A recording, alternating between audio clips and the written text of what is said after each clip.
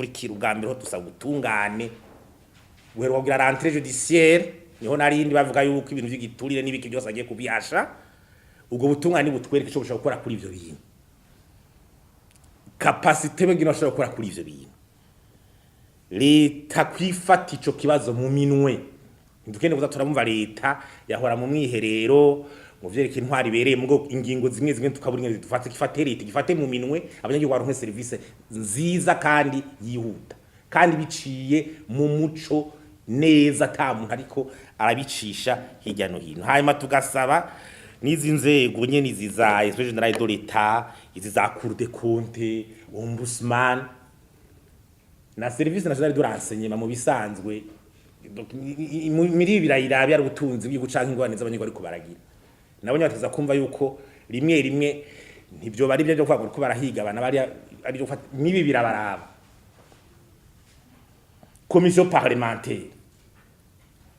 ziri hehe ababifisemo uruhara bagafatirwa les sanctions administratives hanyuma bibaye ngombwa penal mugabo dans l'urgence abanyagihugu baronke service nziza amafaranga ariko baratangishwa bice mu muco bigaragare amatohozwa akore hari ingendo irikiraduka abantu bagenda bakarabarashinga amashira hamwe ivyo cabagira gute bagaca bagenda bagasika ivyari bihari ngo nitwe tuje kubikora uku ukabura expertise ukabura ingene vyabaye mu muco ukwiye turakeniwe umuco rero kugira abanyagihugu bakikujuragirika muzi n'ingene muri iki gihe nivyakorera murazi ko biguma ari ndanse muri iki gihugu c'u Burundi iyo micafi gumite ituremera muzikero korera etandemi ko Burundi akosa kamara amazi gukinisha isuku ry'abanyagihugu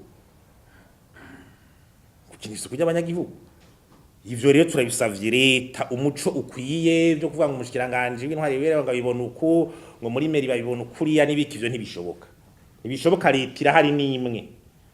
kandi yanahora no mu mwiherero dukene kubona ingingo rero zikwiye ubutungane nabwo bwaratanguye rentrée judiciaire ejo bundi bagusavye yuko akageso ko kunyonora amatungo y'igihugu garanduranwa n'imizi nibuje ku kivire turabe